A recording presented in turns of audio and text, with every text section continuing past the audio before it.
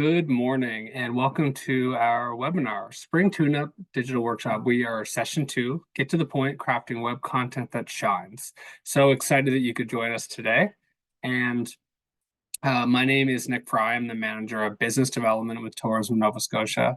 And Tourism Nova Scotia is a division of Communities, Culture, Tourism, and Heritage. We work with communities and industry to attract visitors to the province and increase tourism revenues through experience and sector development, business coaching, marketing, and visitor servicing. So happy that you can join us and really excited to share the content we have today. If you have any questions and answers throughout, we'd really encourage you to put them in the Q&A, and all discussions are really moved forward by really great questions, so don't be scared to ask. We don't hesitate. Just put them in the Q&A. We'll make sure we share them with you. Any links or resources that we share throughout, we'll be sharing afterwards by email, so you don't need to go down the rabbit hole and try to find those. And the closed captioning is available. You can turn it on the bar at the bottom. I hope that you found us today through Digiport. Digiport is a partnership between Tourism Nova Scotia and Digital Nova Scotia. It is a one-stop shop of interactive services and educational opportunities. It helps tourism businesses develop their digital marketing skills. It connects tourism businesses with professionals that can help support their online presence. It's also one of the only of its kind in Canada. So we really encourage you to check that out if you haven't done so, and nsdigiport.ca. So I'm really excited to have Maria McGowan back. Last week's session was so awesome, very engaging. Maria's with Sociable Media, and she has years of experience developing comprehensive strategies, targeting the right audience, and driving business growth. Maria's expertise extends beyond tourism into recreation, economic development, has helped numerous clients achieve their goals through effective online presence and branding, and really presents it in an approachable way. You may have heard Maria's latest podcast on renewable energy, and that's a passion of hers, but she also loves to write. And won't that come in handy when we talk about today's topic? So really excited to have Maria today. I'd like to encourage Maria to share her screen, ask questions throughout, and thanks for joining us today. Morning, Maria. Good morning. Hi, everybody. I'm really excited to have you all here with me on this lovely sunny day. I'm just going to set up my slides here. Then we're ready to go. As Nick had mentioned, I love to write. I find it a real creative outlet, but there are ways, if you're even not creative, there are tools now available thanks to AI in helping you craft the right messaging that suits your tourism business. So let's get going. We're talking about content development, crafting web content that shines. So this is a little bit about me. As Nick had mentioned, I am the founder of Sociable Media. We work with clients in the tourism sector and also economic development. We love working with our clients. I also have a really fun podcast if you want to check it out later. But, because sustainability and climate action are very much becoming a forefront for a lot of people, the podcast addresses a lot of these issues and in an educational way, and hopefully at like a grade 4 level, because some things are just really complicated. So that's a little bit about me. Let's dive right on in to the agenda that I'm going to be going through in the next few minutes. We're going to be talking about how to write for the web. It's a little bit different than it is for the print world. Understanding your brand voice and kind of what is a brand voice as well. We're going to dive into key content elements, what that all means, tips if you have travel listings, maybe ways that you can make them a little bit better and improve on them. Content engagement, that's engaging with your clients or your future customers. And then also how to tell a story. We all love a good story. And that's what pretty much creative writing is. It's about telling a story that evokes emotion. All right, let's go on in. This is an interactive session, meaning the same as last week. I will post a question, and in the chat, you will give your answer, and Nick will be able to kind of suss out probably what the most popular answer was, and then I'll give the answer and I will explain why.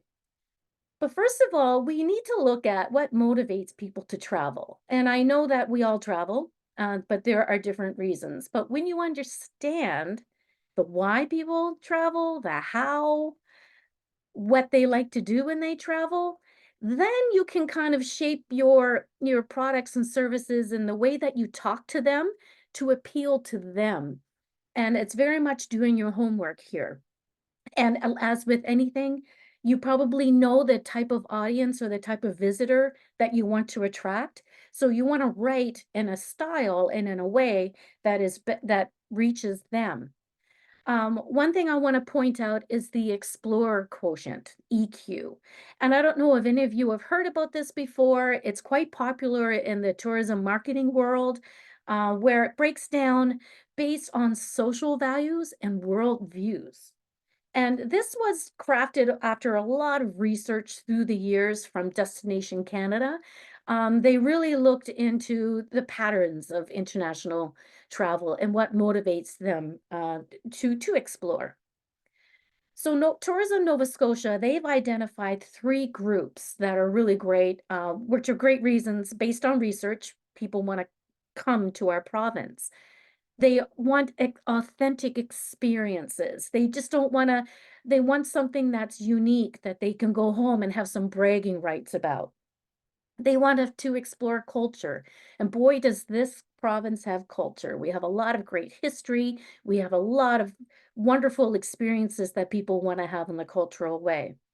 Finally, the free spirits. They're ones that want to jump in the car. They don't want to drive down the 100 series highways per se. They want to do the back roads. They want to go and explore around every nook and cranny of our province. So these are the groups that are most likely to be interested in our province. And I know Tourism Nova Scotia, they do a lot of homework and they know what they're doing. So here is our first question. And I want you to give your answer in the chat. So website users spend what percentage of their time above the fold? And above the fold, if you're not quite sure of that, it's when you open up a website, it's the top half of the screen. Or if you're on your phone or your desktop, it's what you see at the very top. So is it 47%, 57%, or 67? I'll give you a few seconds to type in your response, and Nick, if you want to kind of give the overall consensus, I guess. I'm curious to We get know. we get 67% so far, most of them, 147. Hmm. So we got four 67s and a 47. All right. Okay. Well, I'll give you the answer now. You'd be shocked. If anyone guessed B, you're right. According to Forbes, so 74% of people in the first two screenfuls. And what that means is the two scrolls. It's kind of much the home page, or if you're on the mobile, the scroll down. So it's pretty much 57. It's kind of a lower number. You would think it would be 67, but it's really 57. But what I'm getting at here is you want to make sure that you have impactful content at the top of your screen, as a hook to entice people to look up more. Writing for the web. As you can tell, web is completely different than it is from print.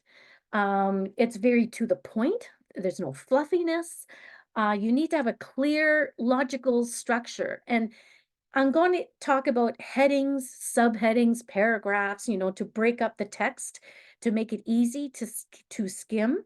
Next week's webinar, I will get like really into the headings and subheadings and paragraphs, but it's just a really nice way to organize it so it's skimmable.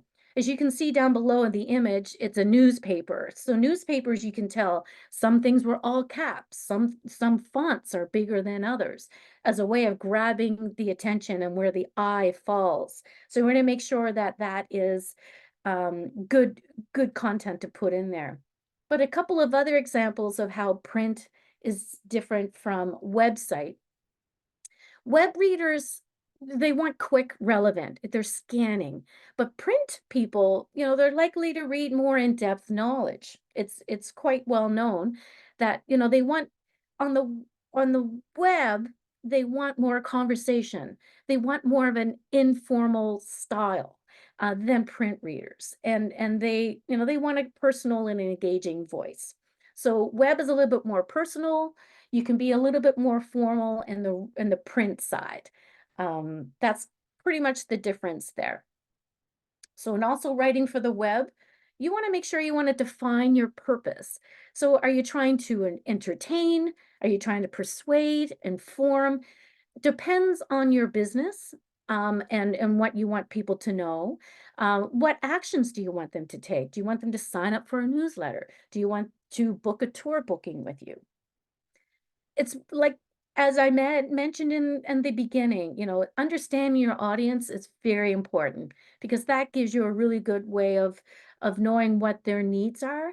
And looking at your social media really does help. Look at those posts. Look at content that did better than other posts. Did you have a Facebook post that did really well? Well, look at that and kind of understand why perhaps that did really well, and just convey that also into your website writing. Just a handy tip. Look at your competitors' content. Have a look at their websites, but also look at their socials too. Why not? But find out which formats they're using, what topics they cover. Are people engaging? Are they getting any likes or shares or love?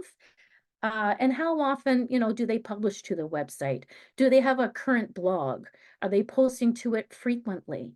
Are they refreshing their website or their homepage on a consistent basis? Go in and have a poke around. It's really important to hook your readers from the first line. Remember when my first question was above the fold? Because when you go to a website, that's the first thing you're going to see. For example, a bold statement grabs the visitor's attention. Cape Breton Island, they do it on their website. Here it is. There's something about this place. It's a hook. It's impactful. It makes you want to scroll down and click through for more.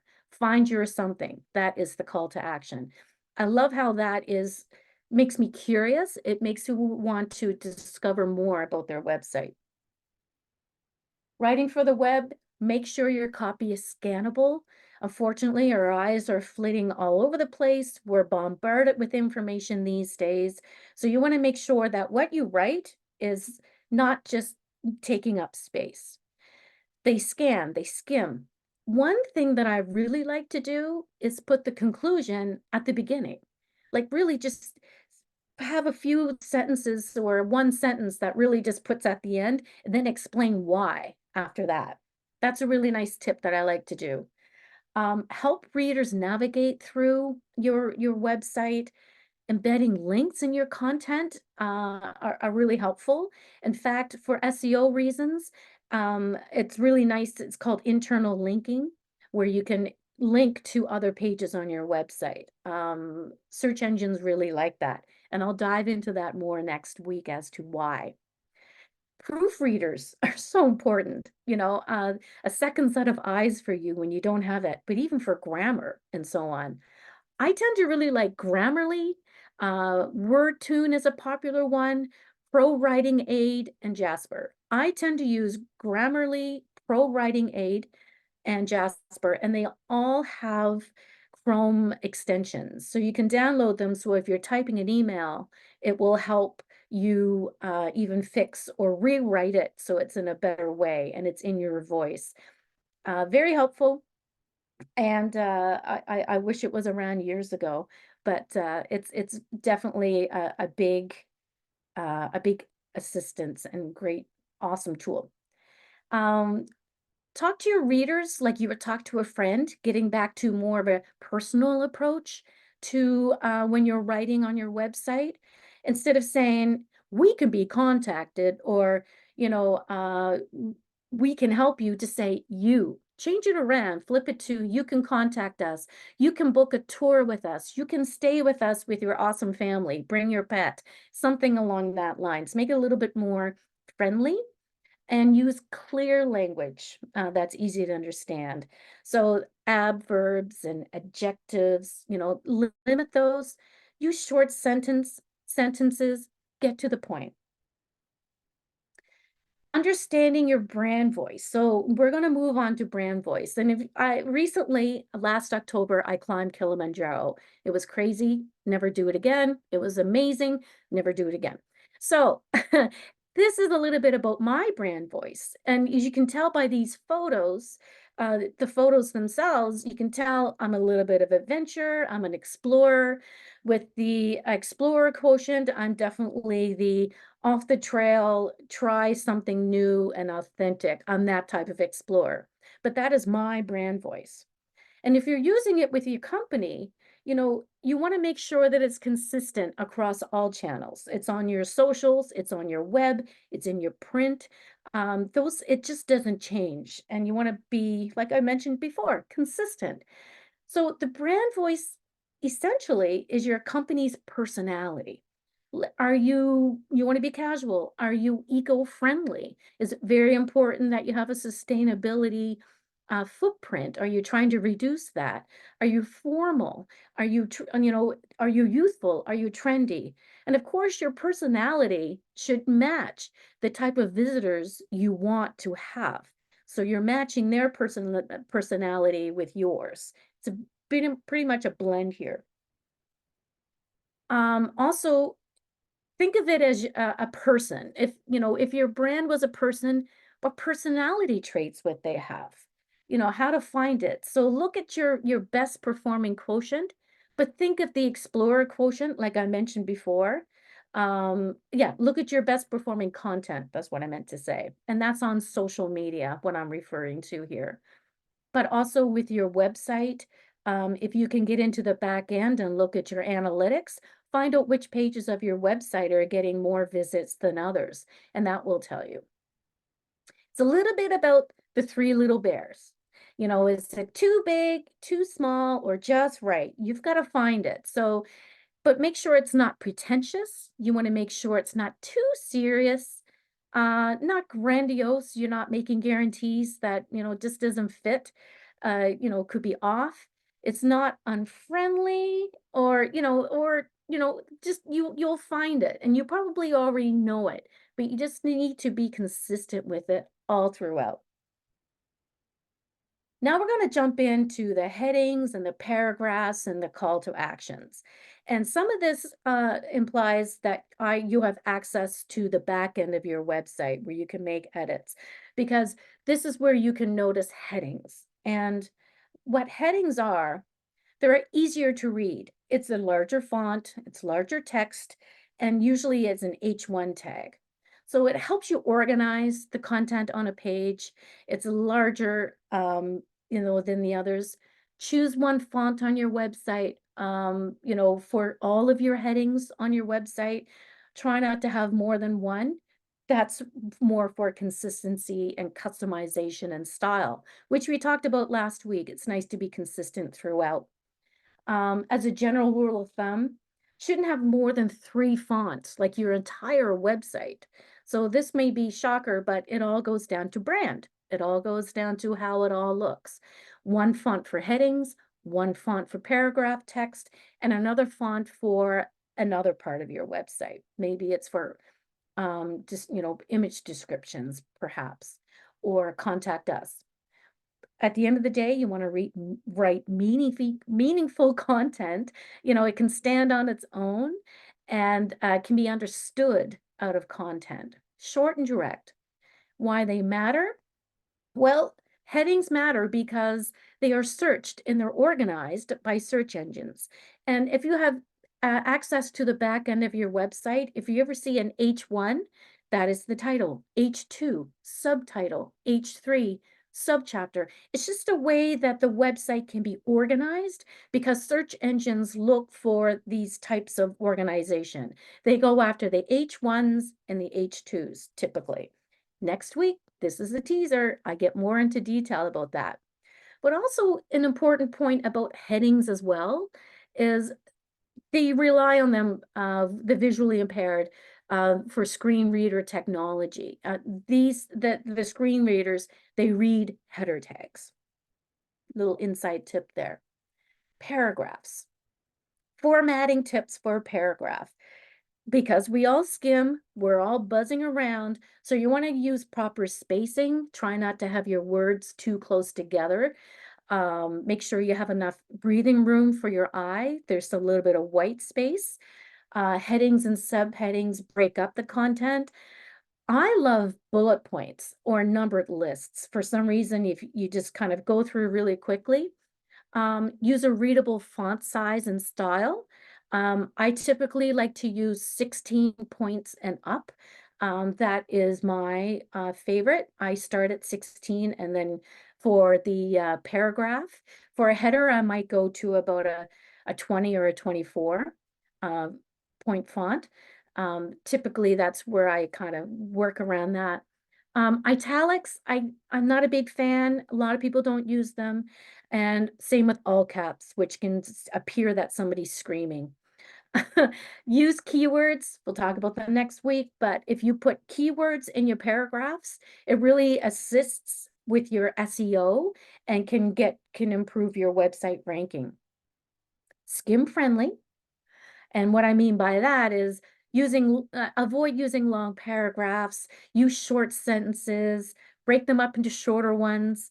And like the last parting words here is, if you can say it in 75 words or less, say it and just get to the point. Instead of take out the fluff, take out the long explanation, get to the point. Call to actions. And as you know, we see a lot of these. We see learn more, read more, check out.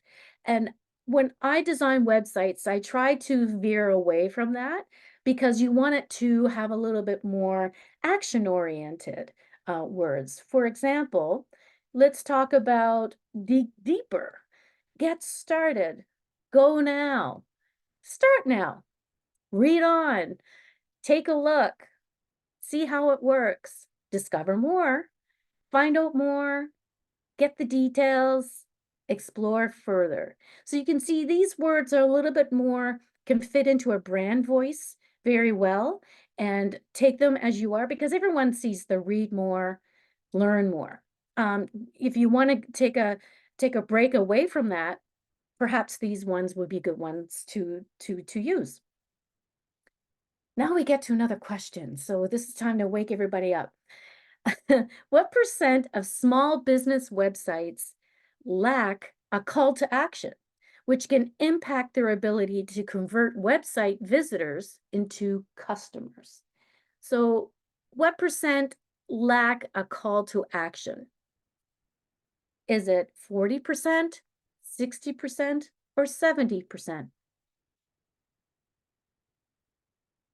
And this is where we kind of cue in the Jeopardy type music, in the background. Nick, what's everyone saying?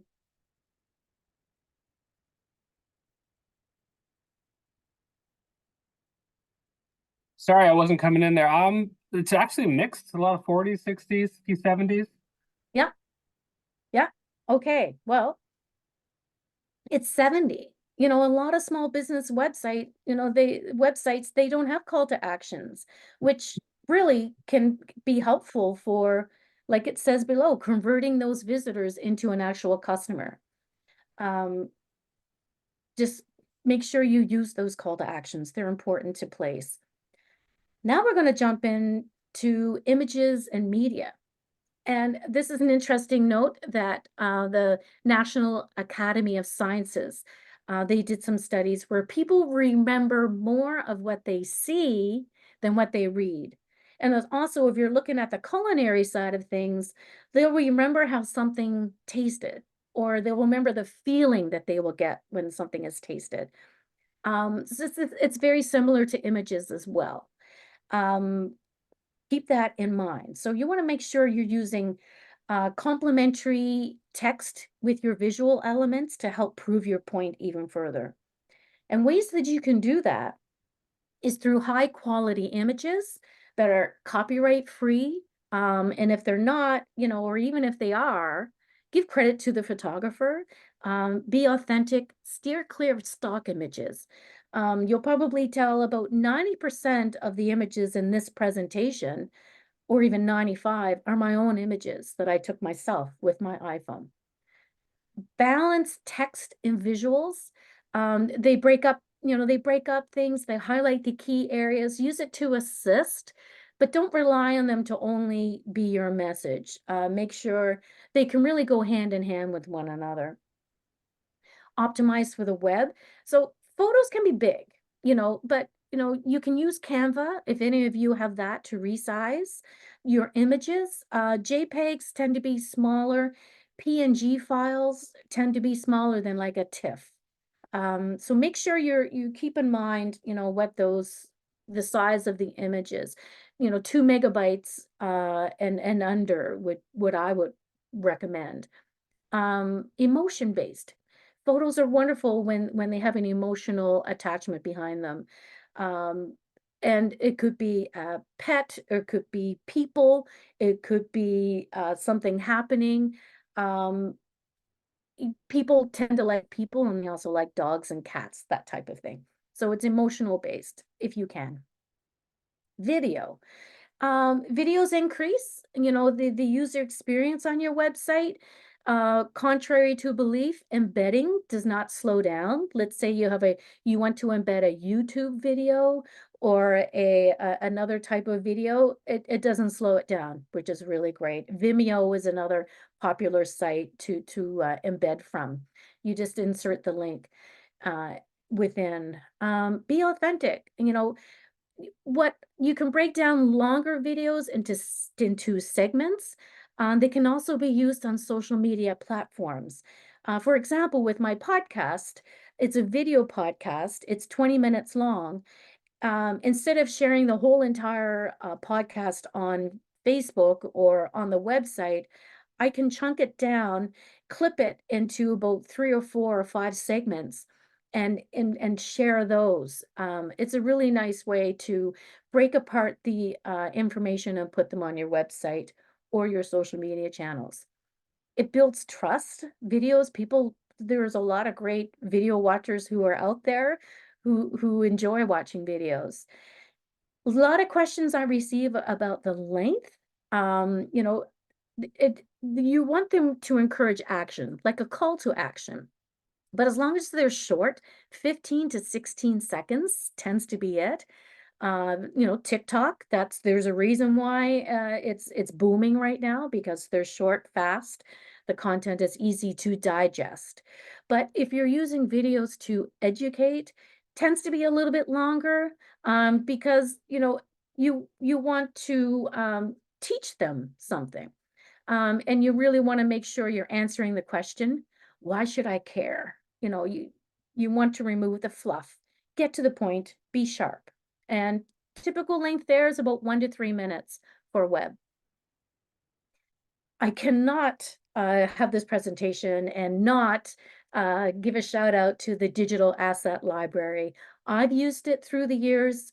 It's free to use. You just register, but they have photos and videos that you can probably embed on your website, or you can use the photos for all of your online efforts. I highly encourage you to do that and to have a look at what they've got. It's very, very helpful. Make sure you credit Tourism Nova Scotia if you do use their images. High resolution, I love them. They're really great. We're going to jump in now into writing for online travel listings. And if you're in the tourism business, you would have a travel listing, you would rely on those. So I put together 7 tips to help you improve these. And here's one tip, is to personalize. So talk about the experience of what people, can expect. Mention the local landmarks. Look at activities in your surrounding community. Talk about all the reasons you love your neighborhood, and why your guests will love it. And I've got the with them. What's in it for me? So that's how you want to position it. Think about your traveler first, and what their intentions will probably be, and what would make it awesome visit. As for in-person reviews, I love this tip in the sense that while they're there and in front of you and they're on your premises, ask them right then and there. It not only lets you fix any problems they might be having, but it can prevent any potential bad reviews and turn it into a good one. But ask in person instead of in an email after their trip. Ask them right then and there, and make it easy. Perhaps have a QR code that people can scan right at front desk as they're checking in and checking out. Compare your listing. Look at your listing and how it looks to to other people, other similar or your competitors or your or ones who you're influenced by. Look at what their listings look like. Include awesome photos. Again, high resolution. Have an emotional side to them. Make sure that they showcase your property or your place of business in a professional way too.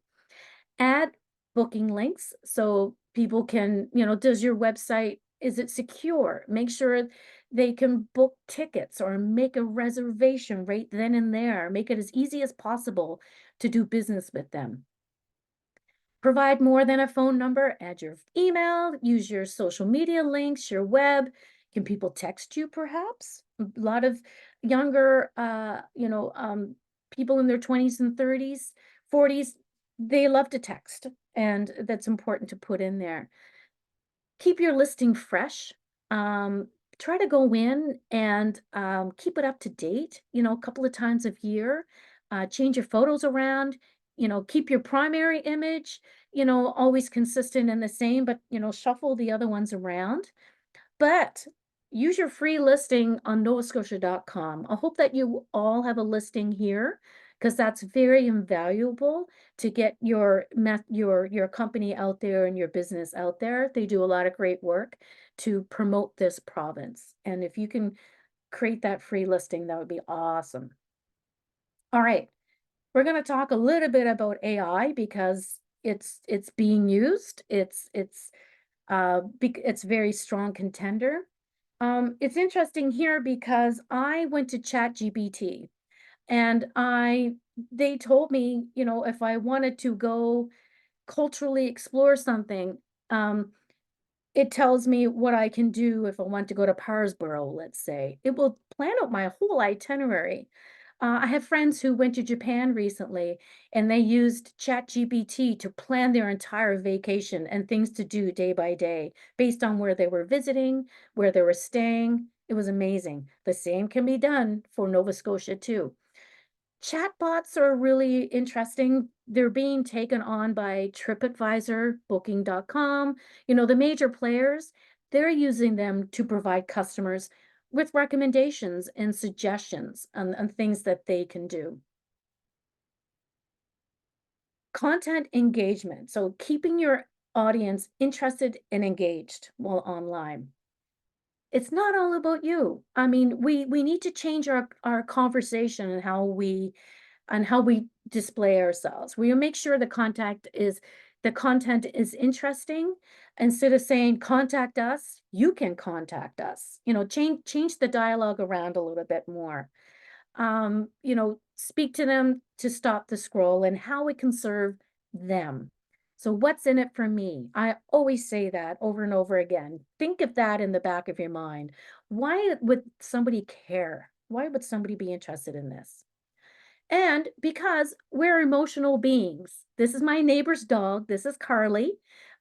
She wasn't feeling well that day, and you can kind of tell in her face she wasn't very impressed getting her Santa photo taken. But like Dale Carnegie says, when dealing with people, remember we're not dealing with creatures of logic, but with creatures of emotion. And photos have a really great way of conveying an emotion. Also text as well, which is pretty much creative. And what I mean by text, we can use trigger words based on emotions. These words that I've put together, really have an emotional impact on how we are. So there's boost, convert, amazing, stop, unlock, imagine, discover. It places people in that place. So I encourage you to sprinkle some of these words into your content online. Ways to tell a story. there's a lobster bait bag, I believe that was in Taylorhead Park I took a few years ago. So ways to tell a story on your website. You can look at maybe before and after. People love a story. You can describe the problem and you can explain how you solved it. What steps did you do? What made it so awesome? Which portrays you in a really great light. Be the hero of the story. Maybe it's a personal story of why you got in business to begin with. What happened afterwards? Where are you now? Or perhaps it's the story of a client, whose problem was solved by your product or your service. Telling these stories are really great ways of shaping and identifying yourself with your ideal visitor. Maybe tell the story of why you do it.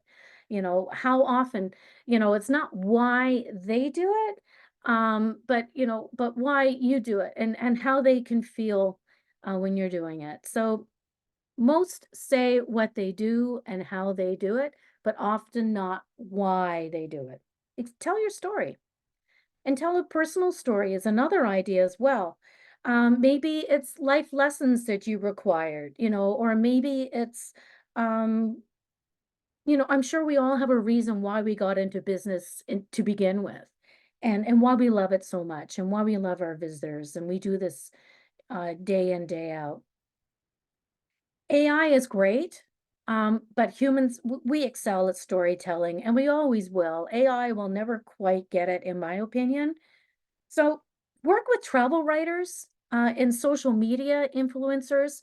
And because when it's told from an outside view, it will probably mirror what you're already saying, but it will be in a different voice. And it's almost like a testimonial of sorts.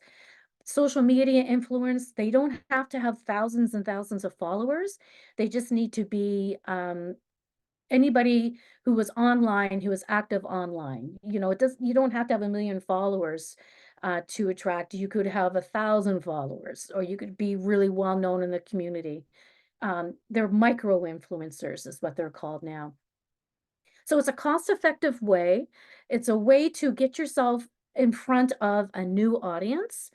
And Tourism Nova Scotia, they have a toolkit and it's free to download. It's right here if you take a photo of this or put your scan this QR code, because it teaches you how to build those relationships and how to contact and reach out to those influencers and how to work with them because they need and they expect certain things.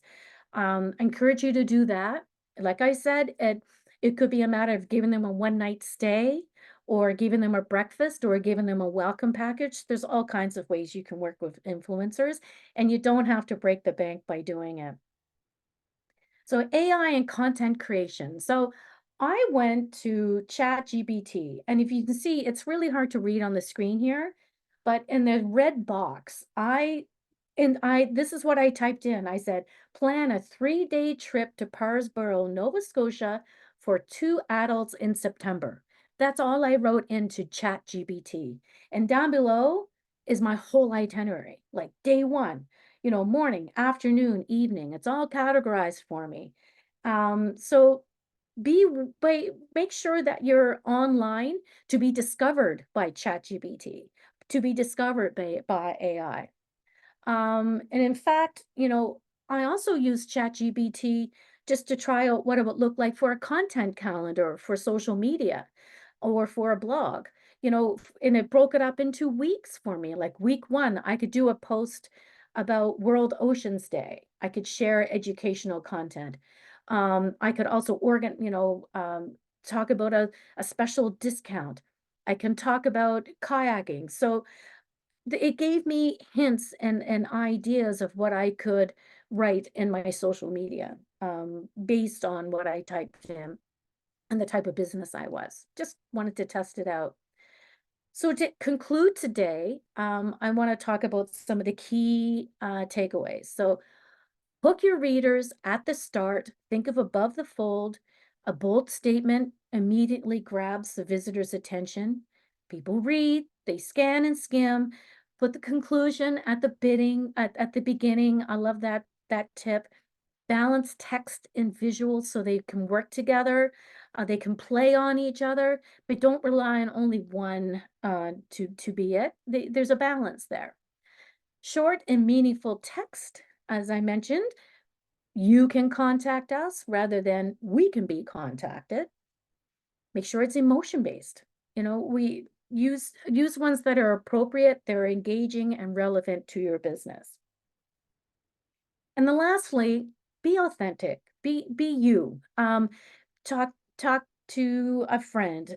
Be professional, but there's a way to be that and be authentic at the same time. And it's finding that brand voice for you. So before, as people were registering for this workshop, there were some questions that people had, and I want to make sure that I'm addressing those before we open it up for further questions from you all. But the first question was, how do I complement my writing with images? So I went through that with the at the beginning where you can complement it in the way that you don't want them you want a nice balance, and you wanna make sure it can support the text, with the image, so they balance each other out. And the second question was, is there a recommended style guide for web copy?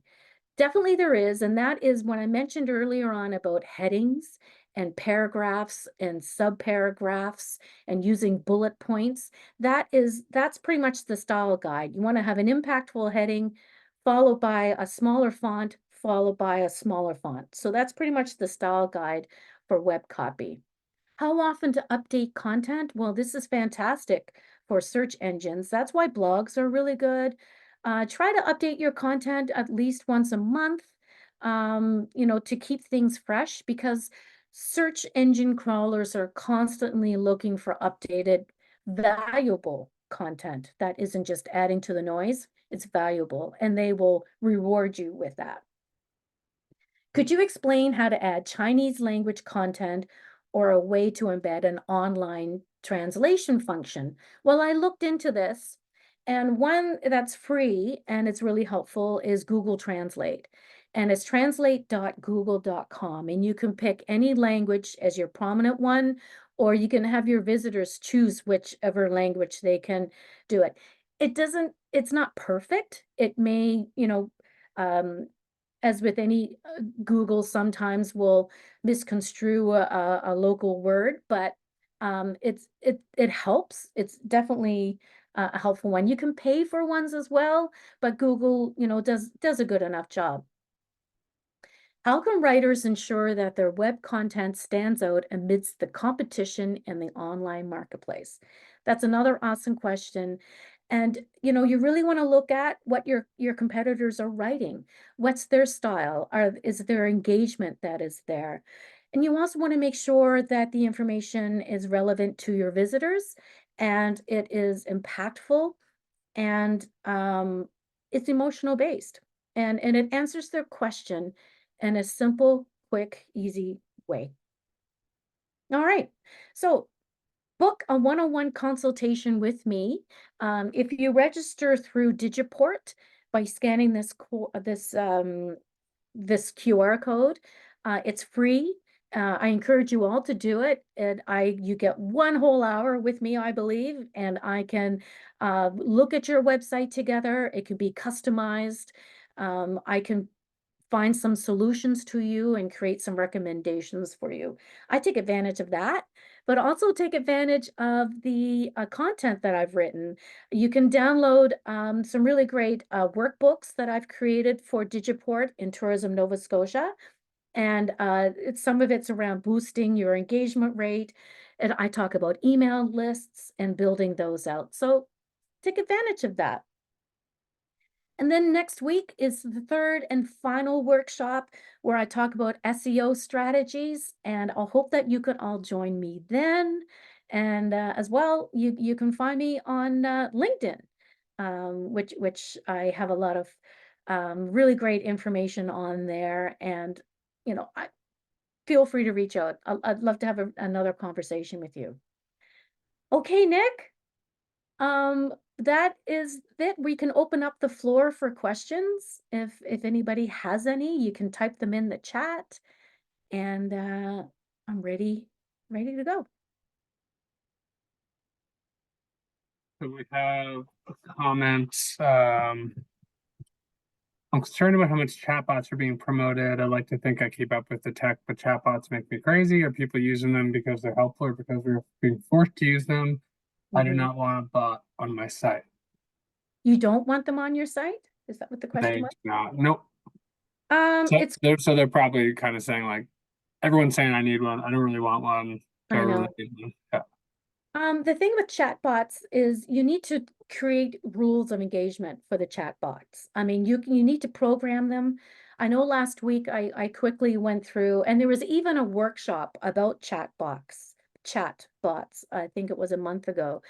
Check out that workshop there. But you need to create rules for chatbots. Like if you ask this question, here's your answer. So I think it's about putting some time in. Chatbots at the end of the day can save time and energy. And unfortunately, you kind of need to find a way to make them work for you. If you don't want it on your website, it's probably a plugin that you can just deactivate and just take it away if that's possible. But unfortunately, people are kind of, they like chatbots. So you may need, if you don't like them, maybe find somebody in your organization that is comfortable using them and using it to your advantage as well. Yeah, it's good advice. I always think of things like, the questions that are repeatedly asked that are kind of probably annoying and frustrating, and they're like, oh my God, it's already on my website. And those Yeah. are the kind of, you can kind of cut off some of those questions ahead of time by giving them information through a chatbot and really, theoretically booking, your service or your Mm. experience when you're out doing something else. So it can definitely work to your advantage, but at the same time, you have to be comfortable with the technology, that's for sure. So I don't see, I have one more question.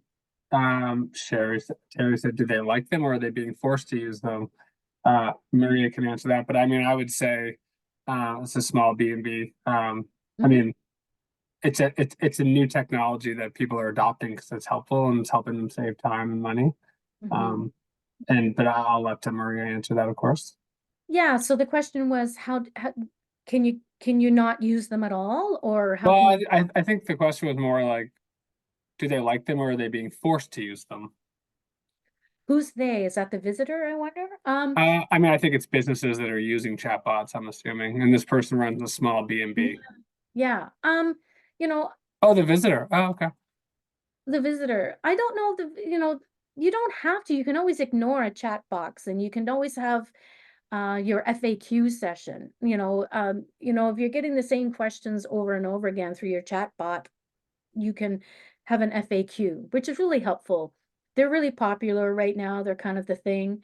And you can have your chat bot, have a message in there, have a look at this page on our website, and direct them there. And probably that question will be solved, or to send us an email so you can have a direct conversation with them, which is way more better anyways. If people sometimes want to talk to a real live person.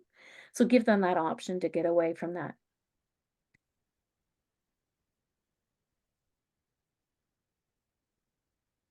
Okay. I don't see any other questions, so I will. Oh, Okay. last. We have a comment. My experience of chatbots that they do not give me relevant answers to my questions. It's a total waste of time. And I mean, I think that was probably true with the older chatbots, but the newer AI generated ones tend to be better. And Mhm. then, so Terry, thanks you for the feedback. Okay, great. Yeah, it tends to be that there's a younger demographic that really likes chatbots, unfortunately. So you kind of have to work with it, but Well, they're they're getting as good smarter. as the outputs that come out of them, right? So if you're using a chatbot and it was a waste of time, then it's not a good chatbot. Yeah, And if you right, use a chatbot that can get you what you need, I mean, a lot of people, especially younger, don't really care how they get it. Just want to get the information. So right. that's awesome. So I think we'll wrap it up here. I'll take back over the screen. Okay. And like again, there's one-on-one opportunities. We're going to be back next week. And if you have any questions in the meantime, send them to us or to Maria, and we'll get the answers to you. So I'm going to take back over here, and thanks for the time, Maria, and we'll see you next week. Thank you, everyone.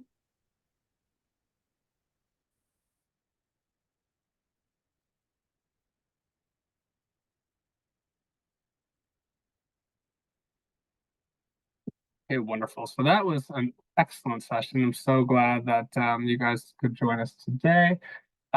So we have our we have a number of webinars. This is part of our kind of a spring tune-up series almost. So next week we're going to have session 3 with Maria, SEO strategies for tourism websites. After that, we're going to go to navigating the transition to online booking. So that's making that important piece of your website as effective as possible. June 6th, we have Grow with Google for Destination Marketing, and that's Google putting that on. Micro Hills is doing the previous one. We also have Defero Marketing with Pocket Production, short video mastery for tourism businesses. And then we have Analyzing Customer Feedback with ChatGPT. So it's by Robert Newcomb with Newcomb Consulting. So we have a number of really excellent webinars coming up. And then after that, we're going to take the summer off and come back in September. So check those out, sign up for them either through our website or through Digiport, and we hope to see you there. Radiate program for Tourism Nova Scotia. We are still accepting applications till Wednesday, May 22nd at 4 p.m. And it will help you work with the experience development team to develop and market up to 2 fall or winter tourism packages that appeal to local and maritime travelers. It will be supported with development and marketing activities such as target market research, coaching and tools, features on novascotia.com, and inclusion in the seasonal digital marketing campaign. It's a great opportunity. So if you're interested, check that out. And we also have a travel trade program. Actually, we're in kind of highlighted it earlier today. We have 2 streams. Stream 1 is travel trade readiness closing June 30th, and stream 2 marketplace support is May 31st. I know those dates seem a bit off, but they are correct. We did double check them. And it kind of helps you work with tour operators and travel agents to increase your national and international sales. So if you're interested, check it out. Our website has all the relevant information. Thank you for joining us. If you have any ideas for future webinars or you'd like to connect with us, tnsbusiness@novascotia.ca. Our corporate website is tourismns.ca. Our consumer website, our call to action where we send all of our marketing is novascotia.com. If you'd like to know about programs, resources, and anything we have available, to sign up for news and resources on our website. You can find us at corporate X at Tourism NS, and then we're also on Tourism Nova Scotia at LinkedIn. Thank you for the time today, and I hope to see you next week.